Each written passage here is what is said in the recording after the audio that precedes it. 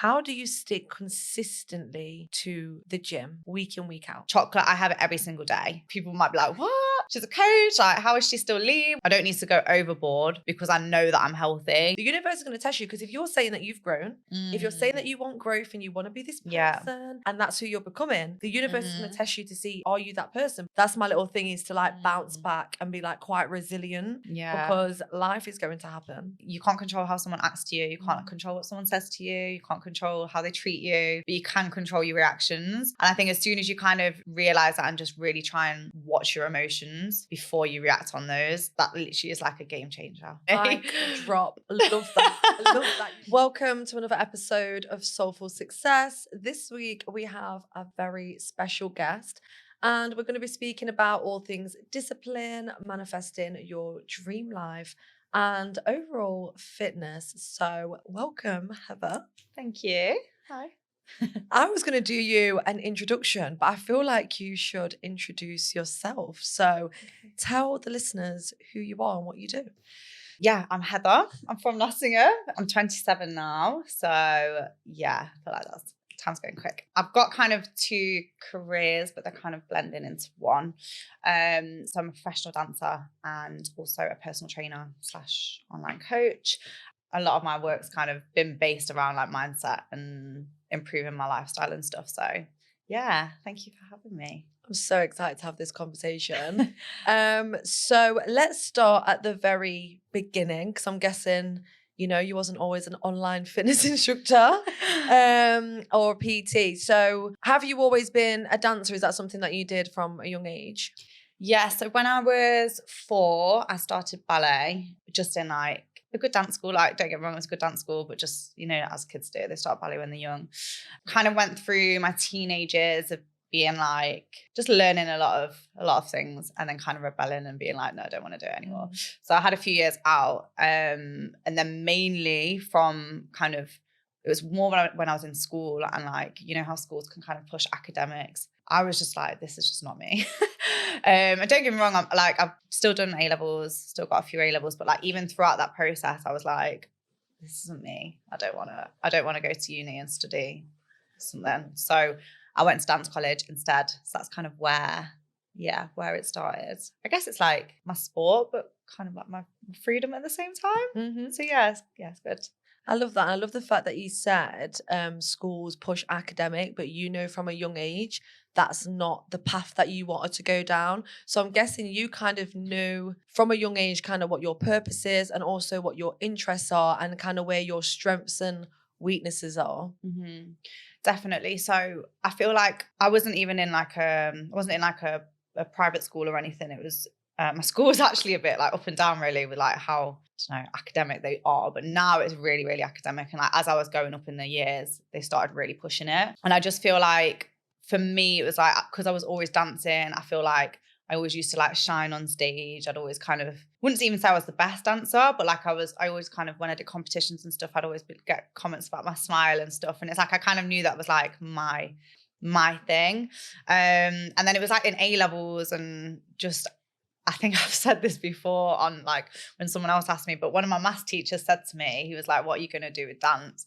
And I was like, you know, when someone just says something to you like that, you're like, right, that's even it. That's pushed me even more to do it even more. But that's interesting. You could have gone one or two ways though, right? Yeah, it's true. Gone, oh, actually, maybe this isn't the right thing for me to do. Yeah. Or it's going to push you. So where has dance taken you? Because I know, but I think it's really interesting for people who are listening to understand what heights that can actually take you to, because you've been around the world. Yeah. So when I first moved to Liverpool, when I went to dance college, so I did 3 years in Liverpool. And then I was offered a scholarship to train in New York, so at Broadway Dance Centre. So that was like my first thing of being like, oh my gosh, I'm going out of the UK to dance. Like that was the first thing I ever did. First thing I got offered away from the UK. And then the year that I graduated, I got a dance contract in Dubai. So then I ended up going to Dubai for a month that year. Then New York was the year after. And then I went to Dubai again on another dance contract for like 4 months the year after. So yeah, there's like the two main places that I've been to for like a a period of time. But I feel like dance is kind of like, it can take you wherever. So like I went to LA just on a like trip this year. Obviously there's dance there, like one of the best places for dance.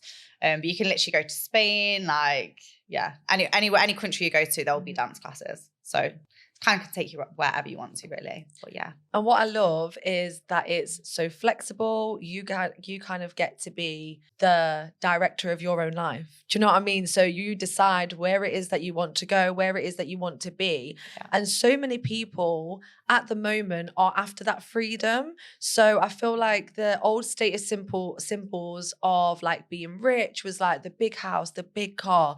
They're things that people used to want. But now a lot of people, when I speak to them, is the freedom to be able to go wherever you want to go at any time. And just having that freedom to like wake up in the morning and be like, this is what I'm going to do today. Yeah, I think you're so right. I think the word freedom like comes with many different things. And I think I've always had the mindset of like, don't get me wrong, I really want to be wealthy. I really want to be like doing well and kind of just be able to do whatever I want to do. But also like there's things that might not necessarily make you happy. So it's like, yeah, I actually said it to my man, like what my PT manager the other day, I was like, I don't want to chase money because I think when you chase money, you're actually just not happy. Yeah. So as long as if you're making great money, which you can do with like dance and like it can give you that freedom, but as long as you're doing it because you love it and not just, okay, I can make loads of money off being a director or a choreographer or whatever it is. That's the most important thing. Yeah, definitely. And that's what Soulful Success is all about, because I wanted to speak about the fact that you can be really wealthy, but you can be unhappy, which is what, you know, we hear about these stories with celebrities all the time. Like, you know, they look like they're living this amazing life, but they're actually really unhappy. But I think that happiness comes from when you know your purpose in life, you know what it is that you're on the planet to do. Yeah. And that along with it brings the money, it brings the freedom, and also success looks different to everybody. So what does success look like for you? How are you going to tell when you're like, yeah, I've made it? Success, I think it's changed a lot for me. I don't know if that happens to you. You probably feel the same. But I think when I was in dance college, I was like, yeah, I really want to dance with an artist. Like that is success to me. Being on MTV EMA Awards, being a dancer on X Factor, like that was like, that's success. But then I'm like, yes, that is still amazing. And I would still love to like dance with like more artists and stuff and just really like be on stage. But I think for me, it's like, I went to, this is going to sound really random, but I went to see a psychic once. I remember her saying to me, she was like, I feel like you're a healer. And I was like, do you know what? I feel like that actually makes more sense to me. And kind of what you just said about what's your purpose, I still feel like I'm finding my purpose. But part of like my success is like healing myself and like actually changing my mindset completely and then making things happen through that, and not just because it looks good on paper or it looks good to the dance community. Does that make sense? And I think that's really important because you get to do what you want to do, but by you becoming successful means that there's so many people around you that can also see that this is possible for them. Yeah. And that's exactly why I wanted to bring you on the podcast, because it's like there might be someone out there that is in a creative field like dance, singing, etc.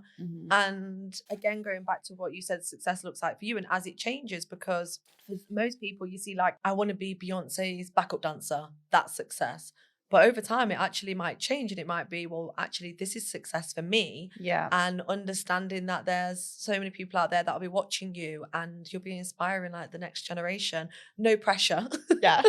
No pressure. But that's what you might be doing. We never know. No, it's true though. And I think it's like, oh my gosh, dancing with Beyonce or like Chris Brown, like that's an absolute goal. Christina Aguilera, that's another huge goal. Like those type of artists would be absolutely amazing. But I think it's like, you know, when I've learned from like dance mentors and dance coaches, I've kind of, most of what I've learned, a lot of it's been like, it's about the journey and not just the end goals. Because it's like, once you hit that job, then what? Like there's still going to be like more to go. Yeah, there's like a journey in between that, I guess. And that's what inspires people, I think, more. Yeah, definitely. And also on that journey, you learn certain things yourself. And one of those things, which I want to speak about, is discipline. So you are a very disciplined person. Obviously, as a dancer, if you've been doing ballet since 4, that's very disciplined. And in order to, you know, get the roles and the things that you want to do, you have to be very disciplined with your eating, with your routines. Yeah. So how did discipline come into your life? Is it something that you've been doing from a young age, or is it something that you found as you got older? I don't even think it was a young age. To be honest, I think until like maybe like 4 years ago, I don't even think I have really had that much discipline. That probably sounds crazy because I went to like New York and Dubai before. That was over 4 years ago. I think it started more so when I've like actually done work on myself and I've realized a lot of like the actual discipline and like showing up at the gym. It's like all come from like within. I hope that's making sense. Yeah. So I think generally like, because like discipline for me is like saying no to things. Mm-hmm. And like, I'm still on that journey because I'm I like to please everyone and make everyone's okay. And I feel guilty if I don't go and see my friends. But I'm like, I literally don't even have time. Like this weekend, I don't have weekends off really. So it's like, that's like discipline to me as well, not just about showing up in the gym. And yeah, I guess just setting boundaries with myself as well. Like I know, like I think you're still sober. But I like alcohol for me. I don't really drink that much anyway, but I've kind of gone through phases where I've been like, I'm going to stop drinking alcohol completely. And then I've not been disciplined. But I think it's like, it's being discipline yourself, but like not setting boundaries that are too high. Like actually just be kind to yourself at the same time. Does that make sense? Yeah. So yeah, just little stuff like that. But it's like just what actually serves me and what aligns with my life. And that's where the discipline comes from, I think. And I'm still growing in that. I like what you said about having boundaries, but also setting them for what makes sense for you.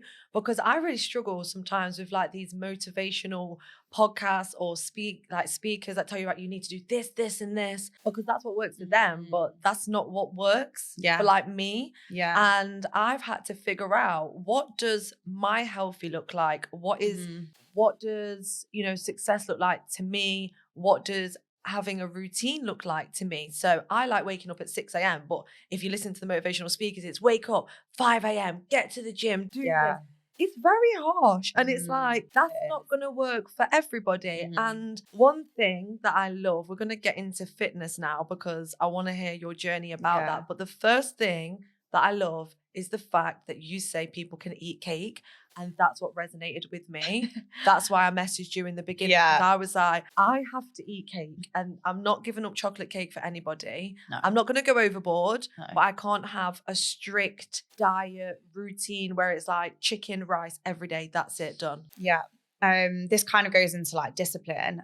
When the first ever 6-week challenge I did, no slating at all because I got really good results from it, but then I put on loads of weight after. So that first 6-week challenge that I did, it was like, make sure you're training 5 times a week, getting 10k steps in. No, literally there was like, I couldn't even have oat milk. Like it was like just green tea, peppermint tea.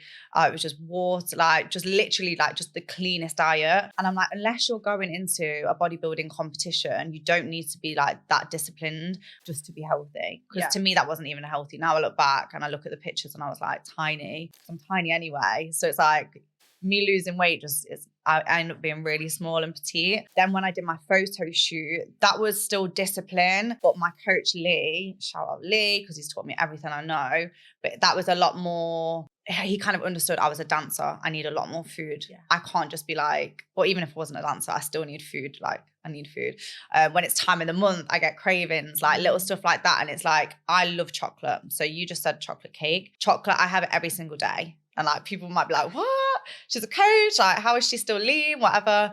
But like chocolate is like, I don't have it first thing I have it in my oats, but I have dark chocolate in my oats. So that's like my little chocolate fix in the morning. And then in the evening, I'll either have, I don't know, a cup of tea in it and a couple of little rich tea biscuits, or I'll have some chocolate. And I'm like, I don't need to go overboard because I know that I'm healthy and I know that generally like my food and my discipline is good, but it's not so restricted. Yeah. I think I just waffled a little bit, but that's kind of, No, there's a lot that goes into it. And I think, so. No, that's really good because I think that, especially, so it's January when we're recording this, everybody's got these fitness goals. Yeah. And that's the problem. People are going to fall off because when I started my fitness journey, I realized, so I started with the PT from hell, no names mentioned, but this man was, shout out to him because maybe that's the way that some people can train and that's how they need to be motivated. But for me, I'm just a girl. I can't be spoken to in that way. Yeah. Just like, leave me alone. I'm going to cry. And it was very restrictive. And I realized that I actually want a whole lifestyle change. I want this to be sustainable. 6-week challenge was what I thought I wanted in the beginning because I was like, right, I'm going to Thailand. I want to look amazing. Yeah. But it's not something that you can be consistent with.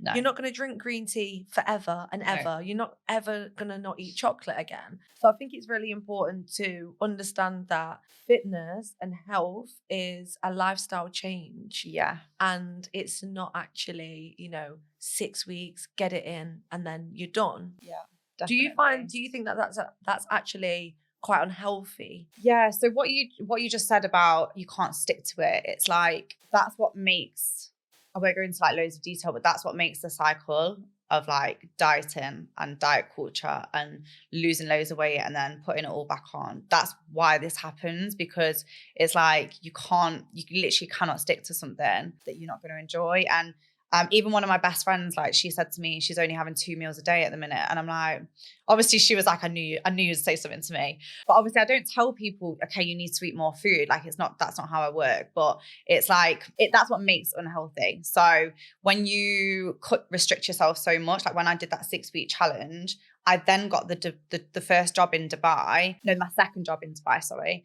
And I put on 1.5 stone. Wow. Yeah. I put on 1.5 stone. That was because I did 6 weeks restricted, went to Dubai, living my best life, going to parties, eating whatever I wanted. The dance job ended up getting cancelled, long story. But yeah, so I ended up putting out over 1.5 stone.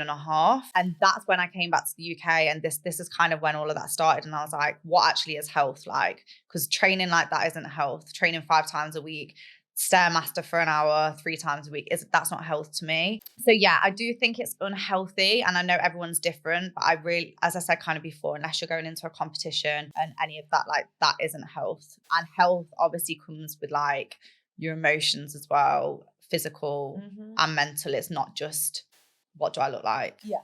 And even though I'm a fat loss and confidence coach, I really do preach to my clients. And even at the beginning, I don't put anyone on calorie counting anymore because I've learned a lot. We do food diaries, or like we get to the bottom of like, why do you feel? Why are you actually so sad that you're overweight? Like, what is the reason? Why are you feeling so like lacking confidence at the minute?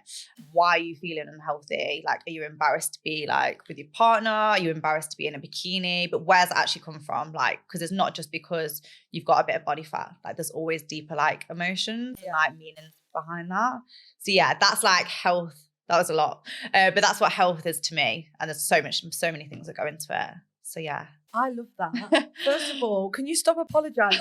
Because you're giving so much good information. Yeah, I know. Don't apologize, because this paragraph. is all key. Yeah. And I know that everybody's going to take something away from this. Yeah. But getting to the why is what I live by. Yeah. I need to always know Yeah. why. But there's always something behind it. You know, it's not just, and that's with anything that you're going through in life, whether it's like you're unhappy in a relationship, or you're unhappy with how you look, or you're unhappy with the job that you're in. There's always something why. It's never really surface level. And doing that deeper inner work and understanding yourself on that deeper level is always going to make you feel happier, because then you start to have that self-awareness. Then you're going to live a more holistic life, because it's actually not the fact that you hate yourself. It might be just for the fact that this happened or this occurred and it made you put on weight, and now you feel stuck and you feel sad. You know, there's all sorts of reasons behind it. So you're a PT. I am somebody who, I have fluxes with the gym, and I'm sure many people that are listening or watching also have the same issue. How do you stick consistently to the gym week in, week out? Again, that's a really good question, because some people I know train like push-pull, legs upper consistently for years. For me, like, I don't know, I know you've followed me, so like I've always got different goals. So the first thing, obviously, when I came back from Dubai, I was like, I need to lose 1.5 stone. I'm so miserable. And it wasn't even just because like what I looked like, it was like I was drinking so much alcohol, like there's just loads of things. So that's where that side started, and I did my photo shoot, lost loads of body fat, and I felt amazing. Then after that, I was like, I don't just want to just keep doing the same thing in the gym. I was like, I get bored, and I don't know, like, I don't diagnose myself with anything, but I'm just always like, I need to be doing something. I need to be doing something new or trying something new. So then obviously I started incorporating my flexibility stuff. So that goes with my dance. And then one of my friends who I worked with, she's also a flexibility coach. So that gave me a bit more gave my most, I say motivation back. I was still training, but it gave me something more to like look towards, and like set like a 4-month goal. Absolutely smashed that. I still do that, but now I'm doing a bit of calisthenic stuff. Still do my weight training, and I still do like that kind of rep range, like your usual like squats, RDLs, all of that stuff. I still do that, but then I incorporate something new in it. So I hope that kind of helps. Like that's really helped me just actually. give you something. There's always, you can't always do everything at once. So it's like, even if like I train, for example, I do what I can commit to. So I only really train like 3 times a week now because I dance so much. So it's like my body's just, I can't do it anymore. But in those 3 times, I will do like, one of my times is with my calisthenics coach, Blaine. And then the other 2 times, generally, I will do like either a leg day, upper body day, but I'll add my flexibility stuff within that. It's really changing soon. That's why I'm like, sometimes it's like that, but I want to change it now again, just to give myself a bit more focus. I think that's the problem. I think that's my issue, because I'm going to the gym and I'm doing the same thing. And then my goal was to lose some weight. So I've lost the weight. And then now I'm like, maybe it's because I don't have a goal, and I'm very goal orientated. So that might be the issue. It might be the fact that I actually need to be like, right, what do I want to do? I love the flexibility idea, because I've had this idea that I want to start being able to do the splits again, because that was what I used to do when I was younger, because I was a little dancer at some point. But I think that really works. And I think that works in all areas of life, and especially with setting goals. We always speak on this podcast about having your major goals for 2024 and then breaking them down into like smaller weekly goals or monthly goals that you can hit. So that really aligns with that. What are your goals for this year? You have to share them all, but I know that you are a vision board girly, because I've seen your vision board. It looks amazing. Yeah, I've got my vision board. So what are some things that you want to share with us that are on there? So I usually set it into different, so with goals, like I just kind of said to you, if you try and do everything at once, you just feel so overwhelmed. So with my goals, I will set like personal, health, physical, mental, money, and my career. That's generally like, it's kind of like 7 areas of life, I think. I've got that right. But I kind of put it in those 7 areas.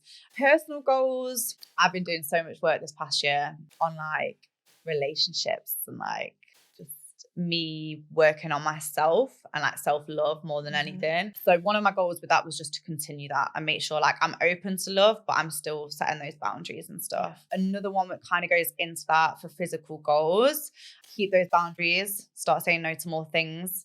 If I don't want to go out, I'm not going out, because I've got to be at the gym in the morning, or I'm training in the morning. Like little stuff like that. Actual physical goals, I would say I'm in a really good place with like my physique at the minute. And I think that's something that I want like girls especially to remember, like you will get to that point.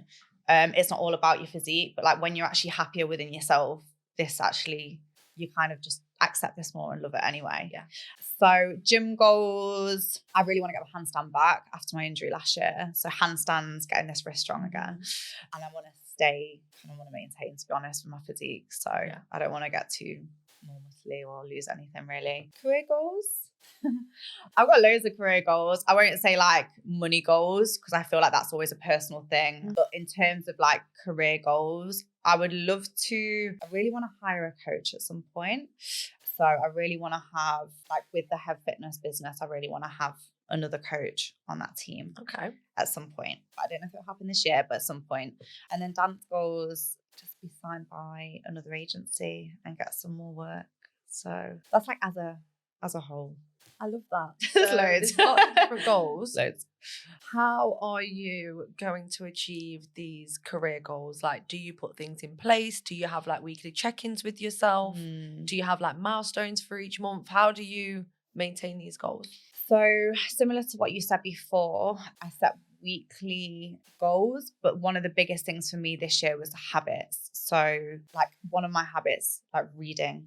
I've nearly finished a book this month, and I've not done that in so long. Yeah. Well done. Like, because I've literally like, every time I've been on the tube, every time I've had 5 minutes, I've stopped scrolling on Instagram. Or it's not even bad things. I'll just be looking through fitness things or dancers, like, but an hour down and you're like, oh my gosh, what have I done? So yeah, reading, I listen to a podcast every day now. So thank you for bringing your podcast out. So either yours or a few others that I would really recommend as well. And yeah, I think just, like I say, just having more boundaries with myself and remembering not everyone will understand my journey, because no one really understands me anyway. because I just do whatever. So yeah, just kind of staying in my own lane and just setting those boundaries with myself a little bit more. God, I like that. We love talking about habits and we love speaking about boundaries. They go hand in hand with discipline. They go hand in hand in order to live the life that you actually want to live. There has to be routines, consistency, habits, and discipline all matched up together, working alongside each other. Let's talk business. Yeah. Because you are a businesswoman, you know, you're a dancer, but you're also a PT. So how did you get into becoming a PT? And then how did you start? Because an online PT business for me is, you know, it's incredible because you can train anybody around the world. Yeah. But at the same time, you're not physically there. So is it quite demanding? But tell us the whole story about that. Yeah. So I qualified as a PT, I think it was 4 years ago now. It was just before, it was when I was in New York, actually. Yeah, that's what I mean. I always do try and do too much at a time. So I qualified, about 4 years ago. Then COVID happened. Don't really like to say that word, but when we went in lockdown, I was just doing like online Instagram classes for everyone. And then when I went back to Dubai the year after, things still weren't the same like in this world, as we know. And then I was still doing Instagram live classes, and I ended up picking up some online clients and an in-person client in Dubai. And I wasn't given, I hold my hands up, I was not given 5-star service. Like, how can I give 5-star service to online clients back in the UK when I was living my best life? I wasn't really doing anything apart from check-ins. Like, but again, that's a learning curve. This was like 4 years ago now. Then when I came back to the UK, I got a job in a gym.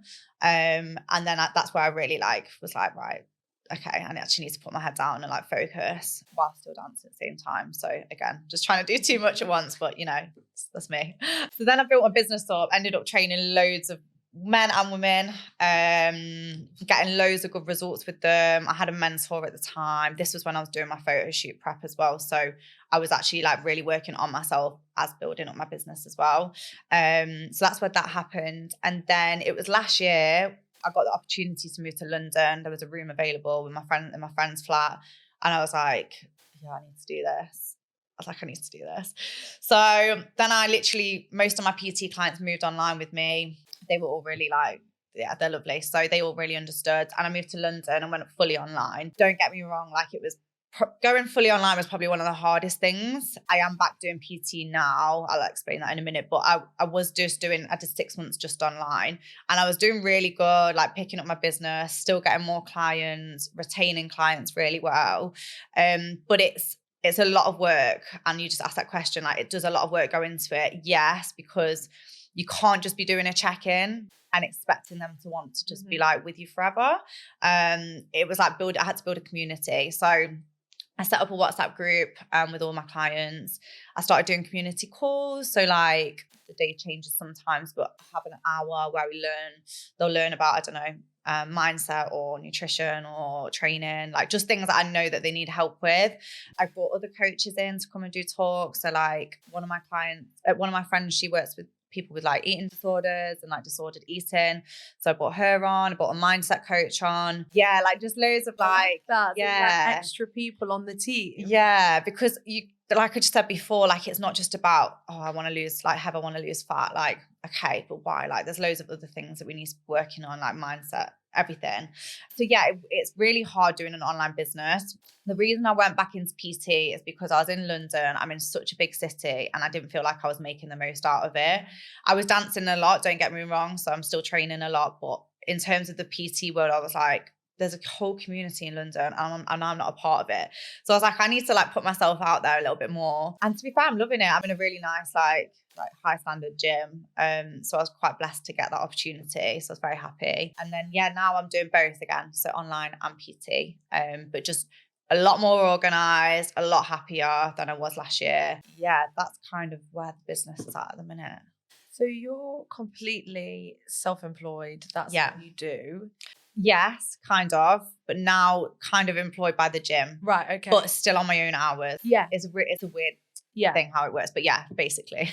So because people want to take that leap into self-employment, but it is scary. Yeah. There is no guaranteed income. I know myself. Yeah.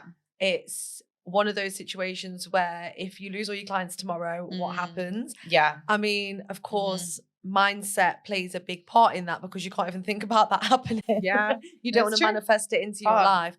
How do you stay motivated, and what are some of the things that you do to make sure that that doesn't happen? Discipline comes in. I feel like I've said this so many times today, but literally setting boundaries and saying no. That's a theme of 2024. No, it actually is. We're going with that. It actually 2024, we're saying no.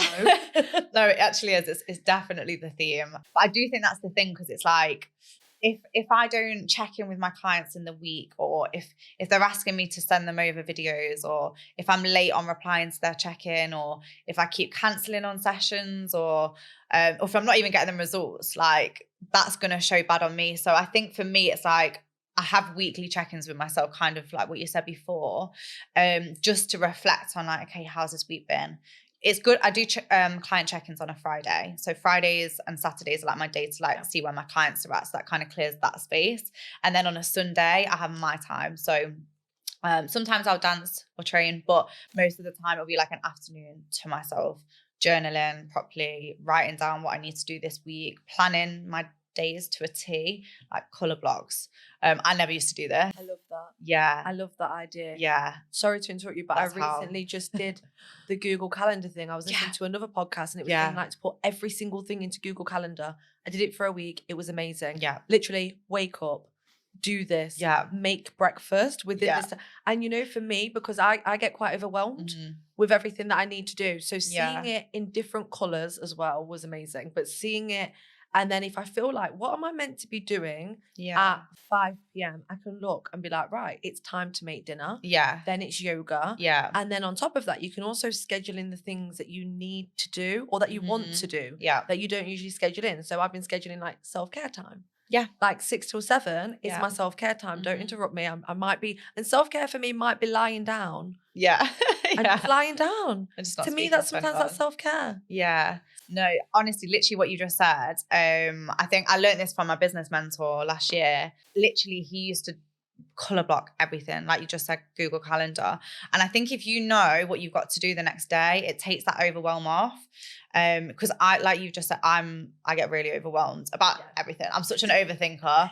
Like honestly, like hands up. I think we're the same person at this point. No, I think we are.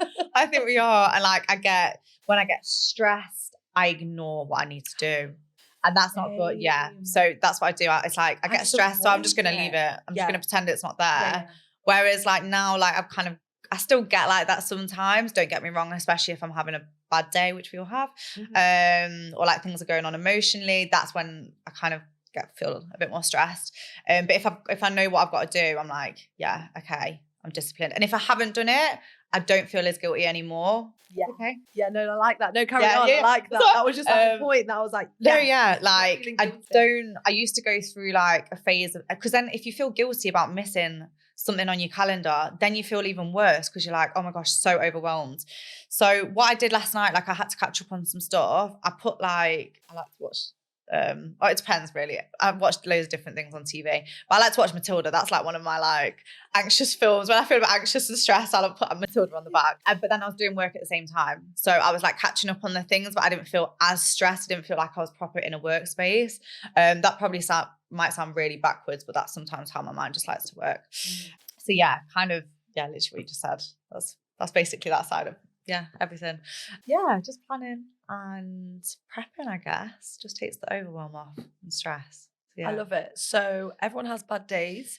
What do you do when you've got a bad day, or either when you've had a bad day, or when you wake up and you're like, I cannot be bothered? Like, is there anything that you do to like lift your spirits and get you motivated?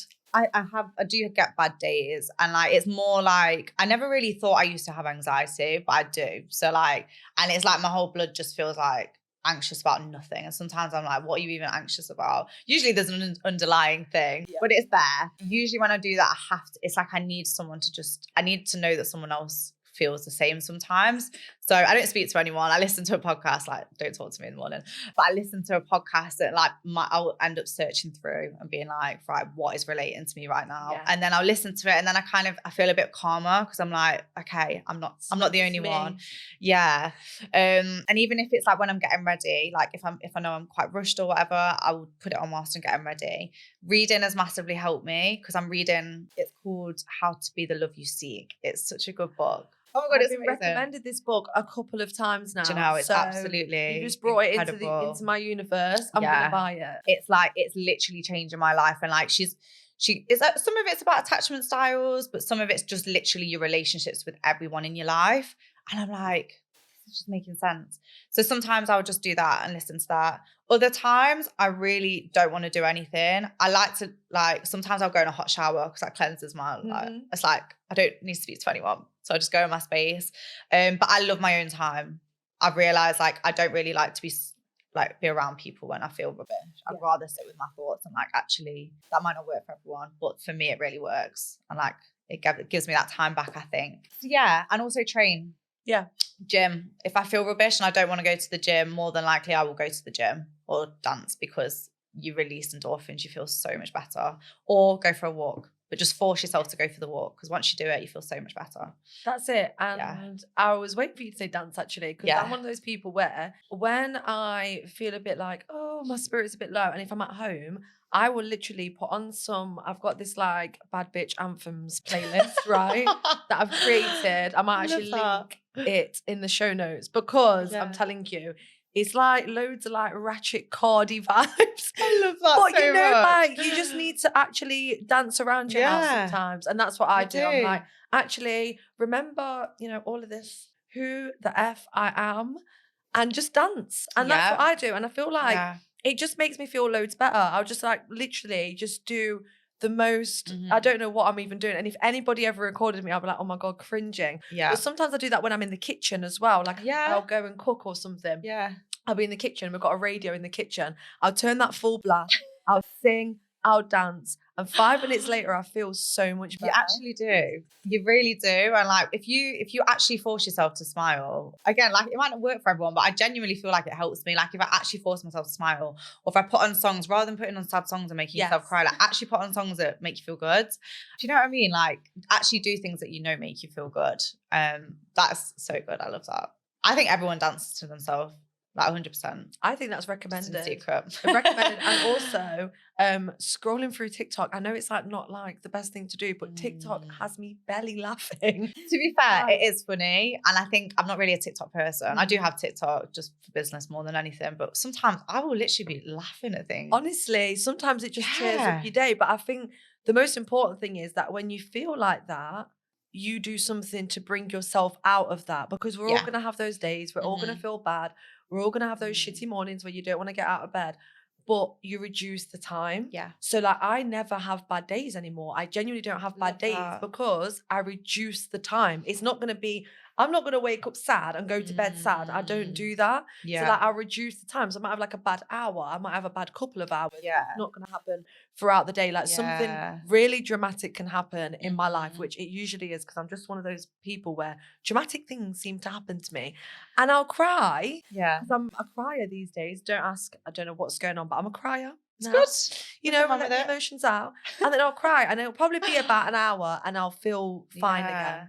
So I love that that's my little thing, is to like bounce back and be like quite resilient. Yeah. Because life is going to happen. It's true. And I think literally what you just said, like kind of everyone deals with stuff different, as I said before. But like for me, it's like, yeah, you can feel rubbish and you can have a bad day, but it's like 1 minute of a bad day. Like something might have, like someone was really, I had a really like weird experience the other day. Some girls were really rude. And the old me would have like really reacted to it. But I literally kind of looked at them and then I walked off and I just thought, you need to just breathe. I walked up to the other side of the, because it was on the platform, other side of the platform. And I just was like, and I honestly took myself away from it. But you know what I mean? It's like, I didn't let it ruin my day. I had a little rant to my housemate. I was like, I was fuming. But then I was like, I'm done now. It's over. Yeah. You know what I mean? So obviously there's worse days than that. But like, that was like a short example. Like try not to let the small things especially ruin your whole day. The universe is actually testing us. I had the same experience this week. I don't know what happened. This woman went crazy at me in a shopping centre. Like, she was telling me that I nearly ran her over. I was nowhere near her. I was driving really slowly. Gosh. And she was just like, literally cussed me out. Then I was like, okay. And then I went on with my day. And then she followed me. And I was just like, what is going on? Like, what is going on here? But I feel like the universe was testing my reaction. Yeah. I feel like it's really important to understand that sometimes the universe is going to test you, because if you're saying that you've grown, if you're saying that you want growth and you want to be this person and that's who you're becoming, the universe is going to test you to see, are you that person? Because like you said, the old me would have had a very different reaction. Yeah. But we are soulful success and we're in peace. No, I love that. It's so true though, isn't it? Because it's like how you react makes your day worse. Yeah. And it's like anything can happen in life, but it's like if you well, more so like, I don't know, say if someone, like, you can't control other people. So you can't control how someone acts to you. You can't control what someone says to you. You can't control how they treat you, but you can control your reactions. And I think as soon as you kind of realize that and just really try and watch your emotions before you react on those, that literally is like a game changer. Like, your life is like changed genuinely. I drop. I love that. I love that. You cannot control other people or what they do. Yeah. But you can control your reaction. Yeah. And I think that literally comes back to the point of discipline. And I've really loved this conversation. And I would love to talk to you better. But I know that you're very busy and you've got lots of stuff going on, as we've heard. So I want to wrap up with how, like, your top 3 ways to stay disciplined, and that can span across health, you know, emotions, whichever area in life that you want to speak about. To stay disciplined, I think the top 3 things: setting your boundaries, said it 100 times, setting boundaries, saying no to things, like that kind of goes in one. Working on yourself. So how do you expect things to go well, or people to love you, or a relationship to go well, or whatever, if you're not working on yourself? Third one is just stick to what you can commit to. So don't try and do 7 days a week of training. I would never do that, like in the gym, no way. Just stick to what you can commit to, and something that's not going to overwhelm you, and you can actually make it a lifestyle change and not just like a quick fix. So yeah, that's 3 things. That was amazing. And you said that so precisely, so perfectly. I just love that. Thank you so much. You've given so much insight. Thank you for having me. And appreciate the it. theme is definitely like saying no, because I think we're all like have these people pleasing tendencies, and like saying no to things that just don't align with your future vision is amazing. Yeah. So if anybody wants to get in contact with you, where can they find you? So I've got 2 Instagrams. My more personal dance one, if that's what you prefer, is HevWX. And then my fitness one is hev.fitness. And then my YouTube and my TikTok are hev.fitness as well. So yeah. Thank you so much. Thank you, it's Janelle. been such a great conversation. Thank you for having me. Enjoyed.